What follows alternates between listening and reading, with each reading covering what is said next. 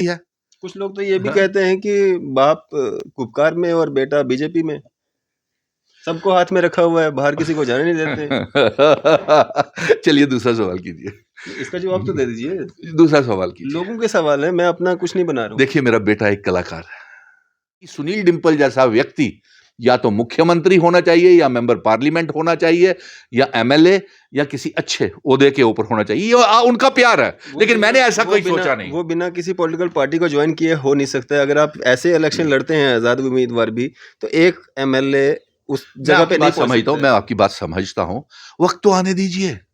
Mission statehood का road map ही वहां केंद्र में भी और जम्मू कश्मीर की सरकार में भी पहुंचाएगा। तो पकड़ा नहीं जा रहा आपसे। सुनील जी, हमारी जनता एक बात जानना चाहती है। 5 अगस्त 2019 के बाद जिस तरह से आप डटे रहे, जिस तरह से आपने स्टेटहुड की मांग की, 370-35 से रिस्टोर हो इसकी मांग की, और जिस तरह से आप गवर्नमेंट को अपोज करते हैं, सेम उसी रास्ते पे चलने की कोशिश दूसरे लोगों ने भी की जी। लेकिन आज वो कहीं ना कहीं सलाखों के पीछे हैं जी। और आप पे आरोप ये भी लगता है कि आपके कहीं ना कहीं कनेक्शंस जो हैं, अंदरूनी लिंक्स जो हैं, इन लोगों के साथ भी हैं, इसीलिए आपके खिलाफ कोई कार्रवाई नहीं होती है। किन लोगों के साथ हैं? जो रूलिंग में है। मसलन भारतीय जनता पार्टी के। कुछ भी कह लें आप। ये तो फिर वही आपने अल्फाज, वही अफवाह, फिर र्यूमर छोड़ दिया कि मैं भारतीय जनता पार्टी में शामिल हो रहा हूं। जो पिछले दिनों ये अफवाहों का बाजार गर्म था। चलिए मैं इसका आपको जवाब देता हूं। ये इसलिए भी लगता है ना, जिस तरह से आप अपोज करते हैं उसी तरह से अगर कोई दूसरा करता है उसके खिलाफ कार्रवाइयां हो जाती हैं, एफआईआर हो जाती हैं, सलाखों के पीछे हो जाते हैं। लेकिन आपके खिलाफ आज तक कोई मामला दर्ज नहीं हुआ, आपके खिलाफ आज तक कोई कार्रवाई नहीं हुई। इसीलिए आप पे ये आरोप लगते हैं कि आप कहीं ना कहीं इन लोगों के साथ मिले। आप देख रहे हैं न्यूज़ सैर इंडिया और मैं हूं अरफाज अमडैंग। आज की खास मुलाकात में हमारे साथ मौजूद हैं mission statehood chairman Sunil Dimple ji. Sir, स्वागत है आपका न्यूज़ सैर इंडिया में। धन्यवाद अरफाज। कहिए आपका क्या सवाल है? सुनील जी, पिछले कई दिनों से मैं आपको देख रहा हूँ, आप प्रोटेस्ट भी कर रहे हैं और लगातार ये मांग भी कर रहे हैं कि एलजी मनोज सिन्हा इस्तीफा दे दें। आखिर क्या उद्देश्य है इस मांग के पीछे? देखिए, 5 अगस्त 2019 को जिस तरीके से हमारी रियासत को बर्बाद किया गया, हमें बना करके मामूली सी यूनियन टेरिटरी बना दिया, हमारा स्पेशल स्टेटस 370-35 से ये ख्वाब दिखा करके हमारी रियासत का बंटवारा और तोड़ दिया गया कि इसके बाद आपके बड़े अच्छे दिन होंगे, यहाँ पे रोजगार होगी, खुशहाली होगी, आवाम खुश होगी, नौजवान को नए नए एवेन्यूज मिलेंगे। लेकिन आज मैं अरफाज फिर से, अगर आपने ये प्रश्न किया है तो मैं फिर से अपनी इस मांग को दोहराता हूं कि लेफ्टिनेंट गवर्नर मनोज सिन्हा साहब, अब सब्र का बांध हमारा टूट चुका है और पानी सर से आगे निकल गया है, क्योंकि आप जम्मू कश्मीर की आइडेंटिटी, कल्चर, डेमोग्राफी, इतिहास को बदल रहे हैं और Jammu Kashmir is on grand sale with heavy discount. और यही नहीं अरफाज, इन्होंने हमारे जम्मू कश्मीर की जमीनों के ऊपर, गरीबों की जमीनों के ऊपर बुलडोजर चलाए, हमारे ऊपर प्रॉपर्टी टैक्स लगाए, लगान लगाए, जजिया लगाए, भारी भारी बिजली के किराए लगाए और बाहर के लोगों को बिना स्टेट सब्जेक्ट, बिना डोमिसाइल के Jammu development authority, housing board, अब तो ये बिना डर तरह के शरेआम ये हो गए, एक्सपोज कर दिया कि यहां पे आप जमीनें खरीद सकते हैं, फ्लैट्स खरीद सकते हैं। और साथ में यही नहीं, ये जितेंद्र सिंह जी ने भी दफा 370 एब्रोगेशन ऑफ आर्टिकल 370 का स्वागत किया था। उन्होंने, वही शख्स हैं जिन्होंने पहला डोमिसाइल भी बनाया था और वही शख्स हैं जिन्होंने रियासत का बंटवारा होने के ऊपर पूरे नेशनल चैनल्स के ऊपर जितेंद्र सिंह जी ने यह कहा था, जाइए जम्मू कश्मीर में जमीनें भी लीजिए, नौकरी भी लीजिए और कारोबार भी कीजिए। ये उन्हीं के बयान का ये नतीजा है कि आज हमारे गवर्नमेंट मेडिकल कॉलेजेस में, जम्मू क्षेत्र के जितने भी कॉलेजेस हैं, वहां पे पैरामेडिकल स्टाफ और डॉक्टर्स तक की एडवर्टाइजमेंट निकली है रजौरी और दूसरे गवर्नमेंट मेडिकल कॉलेजेस में कि आपके जितने गायनी, मेडिसिन, फिजिशियंस, सर्जरी के सर्जन, डॉक्टर, पैरामेडिकल स्टाफ और जितना भी गवर्नमेंट मेडिकल कॉलेज में स्टाफ चाहिए होता है, वो यहाँ पे ऑनलाइन अप्लाई करें, and but he should be the resident of India, यानी कि कोई डोमिसाइल की और कोई स्टेट सब्जेक्ट की जरूरत नहीं। और इसी तरह से ये बड़े बड़े इश्तिहार निकाले जा रहे हैं जम्मू डेवलपमेंट अथॉरिटी के भी कि he should be the resident of India. आप देखिए पुरखू में फ्लैट्स बनाए जा रहे हैं, मुट्ठी में बनाए जा रहे हैं, सुंजवा में और भी जहां जहां फ्लैट्स बनाए जा रहे हैं वहां पे open sale for the residents of India, उनके पहली कंडीशन है open sale for the resident of India, apply online. अब ये तो हकीकत है कि ये हमारे जम्मू कश्मीर के इतिहास को ही मिटाना चाहते हैं। और यही नहीं, ये तो सब्र का बांध हमारा ये टूट गया। इन्होंने रेत, बजरी और हमारे पावर स्टे कर, देखिए अभी क्यों ना इल्जाम इनके ऊपर जो लगा हुआ है कि एलजी मनोज सिन्हा साहब ने एक गुजरात के और यूपी के ठग से, संजय शेरपुरिया से लाखों रुपए लिए हैं। तो फिर अगर मेरे लेफ्टिनेंट गवर्नर मनोज सिन्हा साहब के ऊपर यह इल्जाम लगता है कि उन्होंने लाखों रुपए एक ठग से लिए हुए हैं, तो उनसे इस्तीफा क्यों नहीं मांगा जाए? उनको क्लैरिफिकेशन देनी चाहिए, स्पष्टीकरण देना चाहिए। और आपको मालूम है जम्मू कश्मीर में ये फैल रही है, वायरल हो रही है वीडियो नेशनल लेवल के ऊपर भी और जम्मू कश्मीर, लेकिन एलजी साहब खामोश है। इसी तरीके से बुद्धिजीवियों का ये भी कहना है, तो उन्होंने लोन लिया था और वो वापस देना भी चाहते हैं, लेकिन वो ठग मिल ही नहीं रहा था। अरे वही ठग वो थाने में बैठा हुआ है पकड़ करके, उसकी फोटोज आप मोदी जी से पूछ लीजिए वो कहां पे है संजय शेरपुरिया, आप मोहन भागवत जी से पूछ लीजिए, आप अमित शाह जी से पूछ लीजिए, आपके स्वयं के साथ भी तो उनकी फोटोज हैं, तो आपको जानकारी होनी चाहिए, आपका मित्र होगा वो। और ये भी बातें फैल रही हैं कि इसी की आड़ में, लाखों रुपए लेने की आड़ में, सांबा में 70 कनाल जमीन एक किसी हैदराबाद की कंपनी को मुफ्त में दे दी।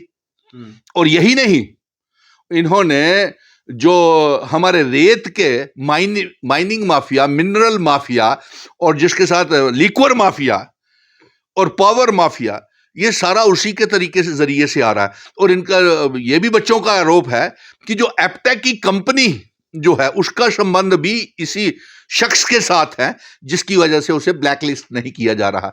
आपने ये प्रश्न किया, तो इस प्रश्न के संदर्भ में मुझे ये कहना है कि एलजी साहब आप जानकारी ले सकते हैं, आपके पास इतनी एजेंसीज हैं, आप ढूंढ नहीं पा रहे कि वो संजय शेरपुरिया किधर है। अगर आपको नहीं जानकारी तो आप मोदी जी से पूछ लीजिए, वो प्रधानमंत्री हैं, जो तो दिन रात आप कहते रहते हैं मोदी है तो मुमकिन है, तो फिर इतना सा एक वो ठग पकड़ा नहीं जा रहा आपसे? सुनील जी, हमारी जनता एक बात जानना चाहती है, 5 अगस्त 2019 के बाद जिस तरह से आप डटे रहे, जिस तरह से आपने स्टेटहुड की मांग की, 370-35 से रिस्टोर हो इसकी मांग की, और जिस तरह से आप गवर्नमेंट को अपोज करते हैं, सेम उसी रास्ते पे चलने की कोशिश दूसरे लोगों ने भी की जी, लेकिन आज वो कहीं ना कहीं सलाखों के पीछे हैं। जी, और आप पे आरोप ये भी लगता है कि आपके कहीं ना कहीं कनेक्शंस जो हैं, अंदरूनी लिंक्स जो हैं, इन लोगों के साथ भी हैं, इसीलिए आपके खिलाफ कोई कार्रवाई नहीं होती है। किन लोगों के साथ हैं? जो रूलिंग में है, मसलन भारतीय जनता पार्टी के। कुछ भी कह लें आप। ये तो फिर वही आपने अल्फाज, वही अफवाह, फिर र्यूमर छोड़ दिया कि मैं भारतीय जनता पार्टी में शामिल हो रहा हूं। जो पिछले दिनों ये अफवाहों का बाजार गर्म था। चलिए मैं इसका आपको जवाब देता हूं। ये इसलिए भी लगता है ना, जिस तरह से आप अपोज करते हैं उसी तरह से अगर कोई दूसरा करता है उसके खिलाफ कार्रवाइयाँ हो जाती हैं, FIR हो जाती हैं, सलाखों के पीछे हो जाते हैं, लेकिन आपके खिलाफ आज तक कोई मामला दर्ज नहीं हुआ, आपके खिलाफ आज तक कोई कार्रवाई नहीं हुई। इसीलिए आप पे ये आरोप लगते हैं कि आप कहीं ना कहीं इन लोगों के साथ मिले हुए हो। नहीं, देखिए सुनील डिंपल ने ऐसी कौन अनकॉन्स्टिट्यूशनल बात की है, गैर आईनी बात की है? गैर आईनी बात अगर की है तो भारतीय जनता पार्टी ने की है, जो 5 अगस्त 2019 को जो हमारे महाराजा हरि सिंह जी इल्हाक भारत के साथ करके गए थे, जिन शर्तों के ऊपर इल्हाक हुआ था, उन शर्तों की खिलाफ वर्जी तो भारतीय जनता पार्टी ने की। अगर जमीनों के साथ हमारी छेड़छाड़ हुई या हमारी नौकरियों के साथ छेड़छाड़ हुई तो गैर आईनी काम किसने किया? और गैर आईनी काम 5 अगस्त 2019 को रियासत को तोड़ने का, एक मामूली सी यूनियन टेरिटरी बनाने का और रियासत को तोड़ करके तहस नहस करके उसका बंटवारा करने का अनकॉन्स्टिट्यूशनल काम किसने किया?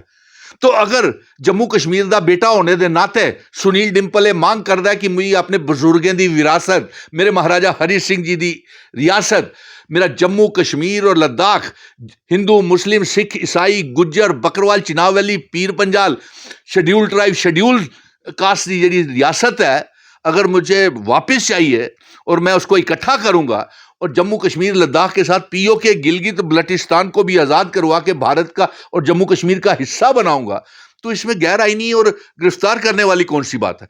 अगर ये जुर्म है, देखिए देखिए अरफाज, यही मांग आपकी ना ही कोई पॉलिटिकल पार्टी है, ना ही किसी पॉलिटिकल पार्टी के साथ एफिलिएशन है। जी पब्लिकली जी अंदरूनी आपका जी क्या है क्या नहीं है, और आरोप लगते रहते हैं।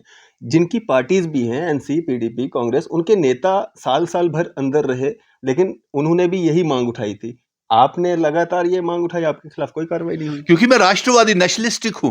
वो मैं नेशनलिस्ट नहीं है। मुझे नहीं मालूम है। जिनके गुपकार में आप जाते हैं, वहां पे चाय पीते हैं, खाना खाते हैं, वो नेशनलिस्ट नहीं है। जिन्होंने ये मांग की थी कि 370-35 से हमें नहीं टूटना चाहिए, स्टेट हुड हमारी नहीं टूटनी चाहिए।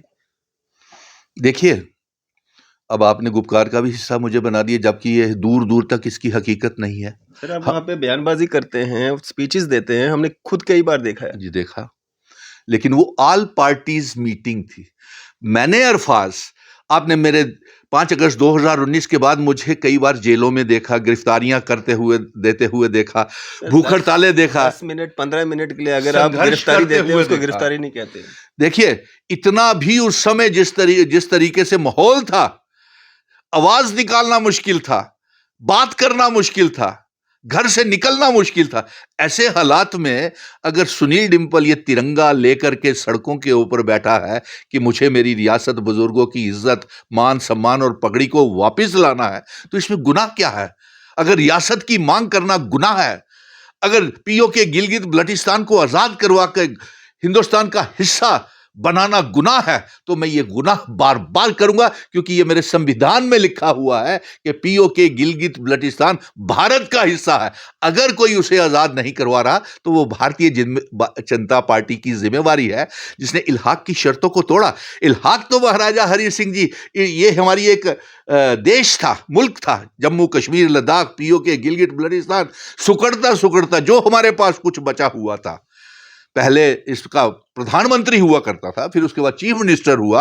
आज चीफ मिनिस्टर से भी हमारे चीफ मिनिस्टर की, यूटी के चीफ मिनिस्टर की पावर्स नहीं होंगी, लेकिन उसके बावजूद भी ये हमारे जम्मू कश्मीर में चुनाव नहीं करवा रहे हैं, और जम्मू कश्मीर में ना तो जमहूरियत की बहाली कर रहे हैं।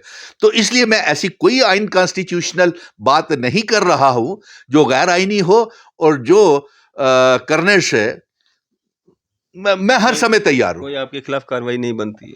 बनती कैसे बनेगी? तो मैं कौन सी वही बात अगर बाकी लोग करते हैं तो वो गुनाह नहीं, करते वो हैं। मुझे नहीं मालूम है कि उनके साथ क्या होता है और क्या होता है। हाँ, मैंने एक आपकी कोई सांठ-गांठ है या नहीं? अब कह दो, यू मीन मैच फिक्सिंग? हाँ। अरे किसके साथ मैच फिक्सिंग होगी?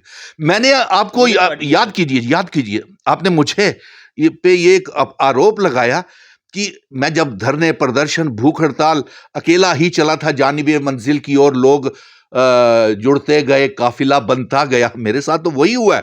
और दूसरा, मैंने आपसे यह भी कहा था कि तू इधर उधर की बात ना कर, तू ये बता ये काफिला कैसे लूटा। ये काफिला 5 अगस्त 2019 को लूटा, और किसने लूटा? ये भारतीय जनता पार्टी ने लूटा।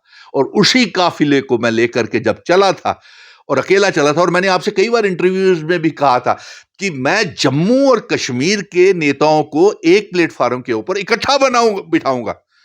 और आज हमारे इनिशिएटिव के साथ गुपकार वाले, कांग्रेस, नेशनल कॉन्फ्रेंस, पीडीपी, शिवसेना, अपनी पार्टी, कश्मीर के संगठन, जम्मू के संगठन, अगर हम इकट्ठे बैठते हैं, तो मैंने ये आवाज दिल्ली तक मेंबर पार्लियामेंट्स को भी पहुंचाई है, और चुनाव आयोग तक पहुंचाई है कि जम्मू कश्मीर में वैक्यूम है, चुनाव नहीं हो रहे। अब भारतीय जनता पार्टी जम्मू कश्मीर में चुनाव नहीं होने दे रही। और यही नहीं, देखिए कितना अफसोस का बात है कि कल अभी एक बहुत अजीब सा बयान आया, जिसमें कहा गया, भारतीय जनता पार्टी का कहना है कि जम्मू कश्मीर में पाकिस्तान नहीं चाहता कि जम्मू कश्मीर में सरकार बने। तो क्या भारतीय जनता पार्टी इतनी कमजोर है, या भारत की सरकार इतनी कमजोर है? जब पूरे जम्मू कश्मीर की अवाम और तमाम पॉलिटिकल पार्टीज अरफाज ये मांग कर रही हैं कि चुनाव करवाए जाए, तो मैं इस संदर्भ में यह कहूंगा कि यही नहीं, भारतीय जनता पार्टी एक तो चुनावों से भाग रही है। चुनाव आयोग हमारे बुलावे के ऊपर जम्मू कश्मीर में आने को तैयार हो गया था। उसने विश्वास दहानी करवाई थी कि जम्मू कश्मीर का चुनाव करवाने के लिए वो हर तरह से तैयार है। वोटर लिस्टों का भी काम हो गया है, डिलिमिटेशन का भी काम हो गया है, हर काम पूरा हो गया है। लेकिन भारतीय जनता पार्टी चुनाव नहीं करवा रही, आना भी चाहती थी, उसको आने नहीं दिया। तो इस संदर्भ में मुझे यह कहना है कि अगर पाकिस्तान ने यह कहा है, यह मुझे नहीं लगता, ये देखिए, इससे हमारे नेशनलिस्टिक पीपल को, हम हिंदुस्तानियों को, भारतीयों को बहुत बड़ा धक्का पहुंचा है इस बयान के साथ। तमाम पॉलिटिकल पार्टीज को भी इसका धक्का, और अवाम जो Jammu Kashmir is the integral part of India, number 1। Number 2, क्या जम्मू कश्मीर में पाकिस्तान चुनाव करवाएगा? क्या, कौन होता है वो हमारे जम्मू कश्मीर में हस्तक्षेप करने वाला? अभी तो हम पीओके गिलगिट बल्टिस्तान को भी जम्मू कश्मीर का हिस्सा बनाएंगे। ये कमजोरी है भारतीय जनता पार्टी की, वो इसको आजाद नहीं करवा रही और अपने जवानों को शहीद करवा रही है। जिस तरीके से डांगरी में आपने देखा, जिस तरीके में हाल ही में 5 सेना के जवान शहीद हो गए, 9 जवान, 4 उसमें सिख परिवार के थे और एक हिंदू परिवार, इफ्तिकार की पार्टी को सामान लेकर के जा रहे थे, और उन दहशतगर्दों ने, पाकिस्तानी दहशतगर्दों ने, ना डांगरी वाले पकड़े गए ना ये पकड़े गए, और उन्होंने हमारे जवानों को शहीद कर दिया। कमजोरी किसकी है बताइए? आपसे कोई पकड़ा ही नहीं जा रहा। क्या भारत की सरकार क्या इतनी कमजोर है? ये कैसा बयान जारी किया? और प्रधानमंत्री जी को मैं इस सिलसिले में कहूंगा अरफाज कि बिना समय गवाए जम्मू कश्मीर और तमाम पॉलिटिकल पार्टीज की मीटिंग बुलाएं, ताकि जम्मू कश्मीर में चुनाव क्यों नहीं हो रहे हैं, ये दूध का दूध और पानी का पानी हो जाए। अगर मोहल्लों के चुनाव हो सकते हैं, वार्डों के चुनाव हो सकते हैं, पंची सरपंचेस के चुनाव हो सकते हैं, पार्लियामेंट के चुनाव हो सकते हैं, लेकिन जम्मू कश्मीर के लिए यहां कानून बनने हैं, जम्मू कश्मीर की बेटरमेंट के लिए। जम्मू कश्मीर की हुकूमत जो है जम्मू कश्मीर की आवाम के हाथ होगी, वो इस विधानसभा के चुनाव नहीं करवाएंगे।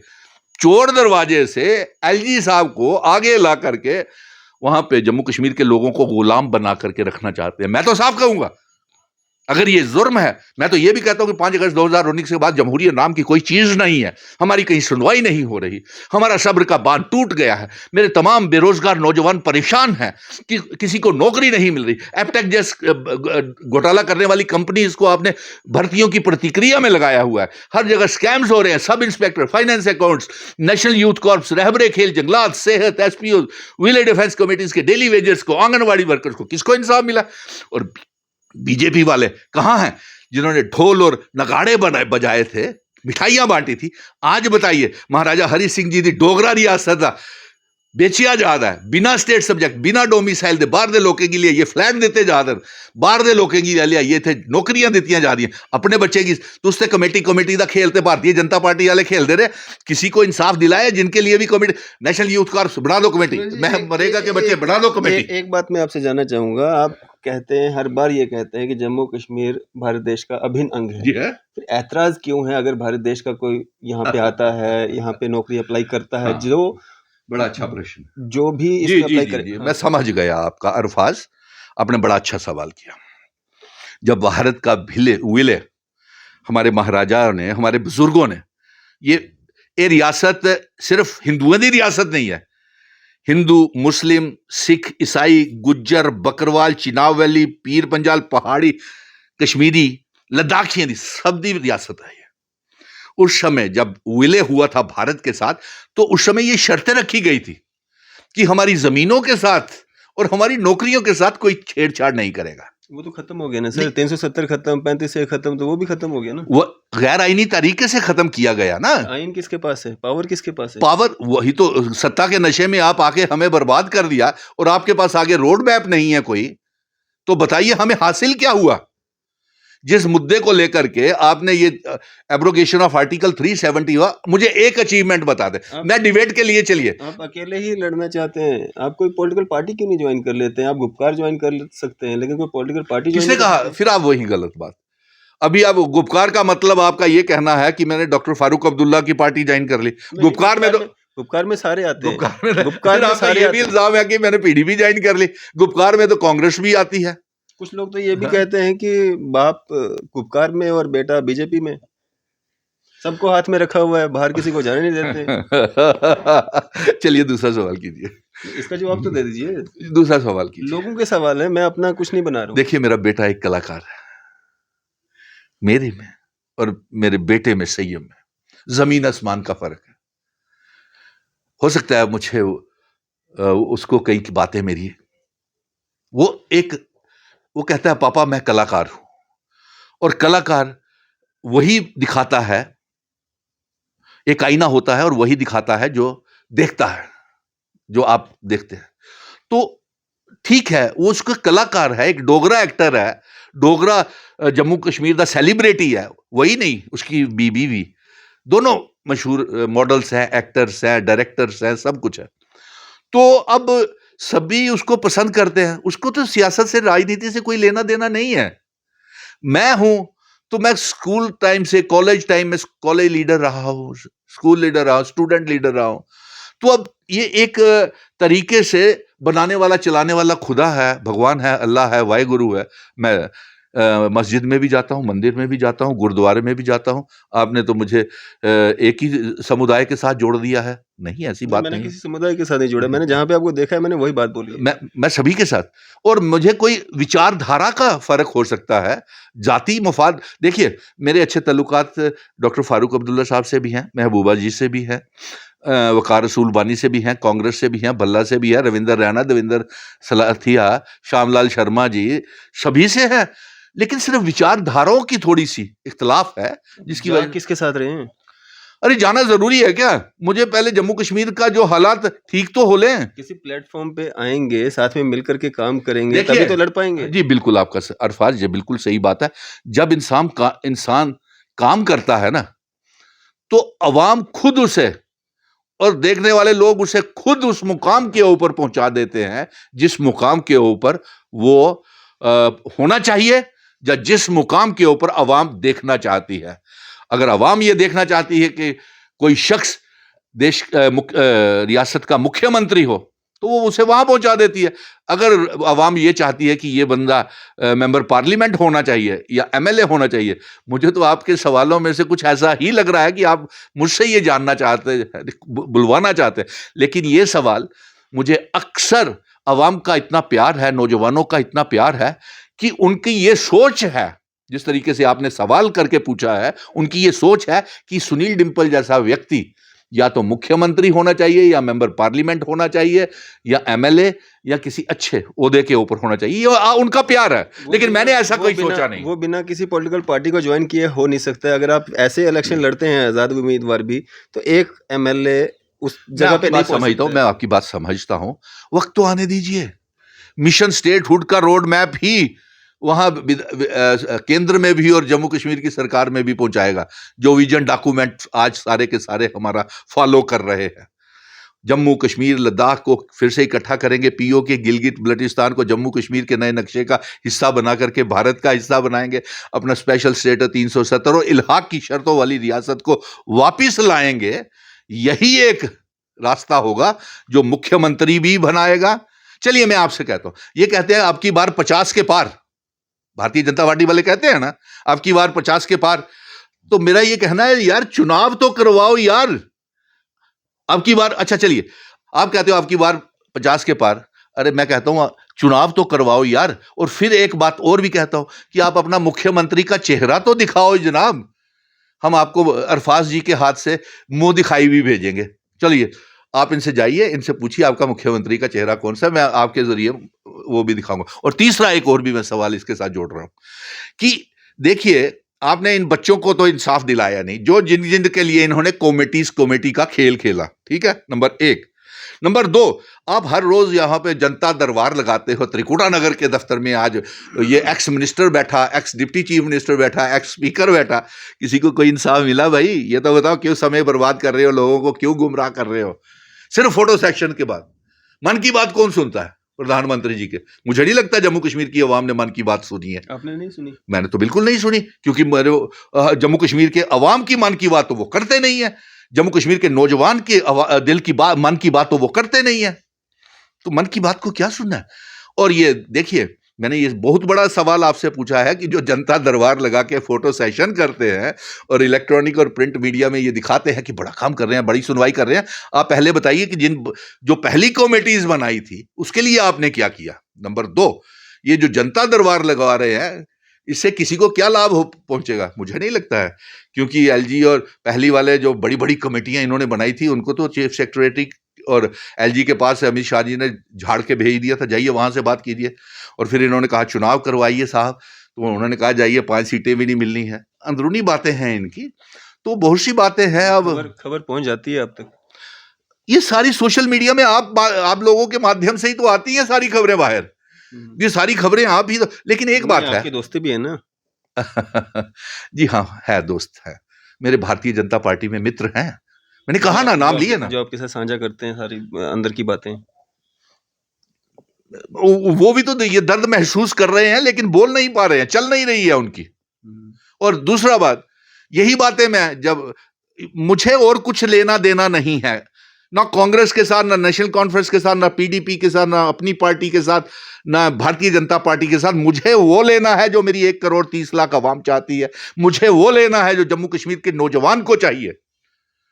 मुझे वो लेना है, और उससे ज्यादा मेरी कोई मंशा नहीं है, कोई चाहत नहीं है, कोई। सुनील जी, हमारे जम्मू कश्मीर में बहुत सारी रीजनल पार्टीज हैं, बड़े पुराने पुराने नेता हैं, बहुत सारी नेशनल पार्टीज हैं, लेकिन जो सियासत आप करते हैं ना, वैसी सियासत शायद उनको भी नहीं आती है। देखिए, मैं अलग जम्मू नहीं चाहता हूं। नंबर 1, मैं वो विरासत चाहता हूं जो मेरे बुजुर्ग और मेरे महाराजा जी हमको देके गए थे। अलग जम्मू वाले भी तो आपके गुपकार में होते हैं। मुझे तो शायद नजर नहीं आया। हर्षदेव सिंह, उनका स्टैंड वक्तन वक्तन बदलता रहता है। वो क्या सोचते हैं, उनके सवाल उन्हीं से पूछिए। मैं, यार, गुपकार का आप बार बार क्यों नाम ले लेते हो? ऑल पार्टीज का नाम ले लीजिए ना। ऑल पार्टीज के नाम के ऊपर तो हम तमाम मुल्क के, हिंदुस्तान के मेंबर पार्लियामेंट्स को मिले हैं। ऑल पार्टीज के नाम के ऊपर ही तो हम सब उनको यहां ला रहे हैं, और ऑल पार्टीज के नाम के ऊपर ही तो चीफ इलेक्शन कमीशन से मिले हैं। आपके लिए ऑल पार्टीज होगा, कश्मीरियों के लिए गुपकार है। पता नहीं, अब आप पत्रकार मित्रों में, खैर कोई बात नहीं, मेरे लिए गुपकार भी कोई अछूत नहीं है। अगर रियासत के दर्जे के लिए और अपने विजन डॉक्यूमेंट को कामयाब करने के लिए मुझे भारतीय जनता पार्टी के साथ भी बैठना पड़ेगा तो मैं उनके साथ भी तैयार हूं। आइए तो सही, अपना मंसूबा तो दिखाइए। जो गए हैं उनको मिल गया, अब आप जाएंगे आपको मिलेगा।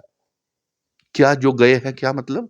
जो इस नीयत से गए थे कि जम्मू को, जम्मू वासियों को उनका हक हकूक मिलेगा, हम वो छीनने जा रहे हैं भारतीय जनता पार्टी से, और भारतीय जनता पार्टी के बीच में रह करके छीनेंगे। अब आप जाएंगे, आप छीन के लाएंगे। नहीं, मैं जा कहां रहा हूं। मैंने कहा कि हमारा ये इनिशिएटिव है कि जो हमसे 5 अगस्त 2019 को छीना गया है उसे वापस लाना है। और अगर किसी के पास कोई ऐसा फार्मूला है, मंसूबा है, मुखालफत करने की बजाय ऑल पार्टीज के दरवाजे आपके लिए भी खुले हैं। कोई भी आज उनके लिए भी खुले हैं, आजाद साहब के लिए भी खुले हैं, अल्ताफ बुखारी के लिए भी खुले हैं। क्यों नहीं देते हैं आप उनको, भारतीय जनता पार्टी वालों को? अरे वो आए तो सही। आप इनविटेशन देंगे तब आएंगे ना, ऐसे थोड़ी ना आ जाएंगे मुंह उठा के। देखिए, वो कोई अपना, हम लोग एक कलेक्टिव कुछ कंसेंसस मुद्दे हुए हैं हमारे, ठीक है। पहले 25 लाख वोटरों को हमने रोका। ये साजिश, षड्यंत्र कर रहे, ये षड्यंत्र ही कर रहे हैं ना। ये षड्यंत्र के तहत डेमोग्राफी को बदल रहे हैं। इससे पहले इन्होंने षड्यंत्र किया था कि 25 लाख वोटरों को हम लाएंगे, हमने वो नाकाम कर दिया।